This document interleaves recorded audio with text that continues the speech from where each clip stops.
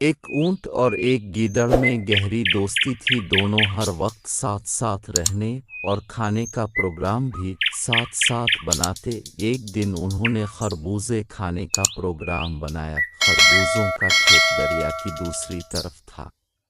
گیدڑ نے اونٹ سے کہا، دوست، تم تو دریا کے دوسرے کنارے پر پہنچ جاؤ گے، مگر میں کیسے جاؤں گا؟ اونٹ نے جواب دیا، فکر نہ کرو، میں تمہیں اپنی پیٹھ پر بٹھا کر دوسری طرف لے جاؤں گا۔ دونوں دوست ندی کی دوسری طرف پہنچ گئے اور خربوزے کھانے لگے۔ گیدڑ کا پیٹ چونکہ چھوٹا تھا، جلدی بھر گیا۔ اس نے کھیت کے کنارے بیٹھ کر چیخنا شروع کر دیا۔ اونٹ نے گیدڑ کی منت سماجت کی، دوست ایسا نہ کرو، ایک تو ابھی میرا پیٹ نہیں بھرا، اور دوسرے تمہاری آواز سن کر کسان آ جائے گا اور میری خوب پٹائی کرے گا۔ مگر گیدڑ نہ مانا اور کہنے لگا، میں عادت سے مجبور ہوں، اگر میں کھانے کے بعد نہ چیخوں تو پیٹ میں درد ہونا شروع ہو جاتا ہے۔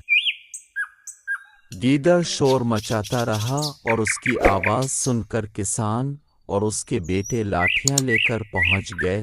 گیدڑ تو جھاڑیوں میں چھپ گیا، مگر اونٹ کو انہوں نے بہت مارا۔ مار کھانے کے بعد جب اونٹ دریا کے کنارے پہنچا تو گیدڑ اس کا انتظار کر رہا تھا۔ گیدڑ پھر اونٹ کی پیٹھ پر سوار ہو گیا۔ جیسے ہی وہ دریا کے درمیان پہنچے، اونٹ نے پانی میں غوطہ لگانا چاہا۔ گیدڑ نے کہا، دوست، یہ کیا کرتے ہو؟ میں ڈوب جاؤں گا، خدا کے لیے ایسا نہ کرو۔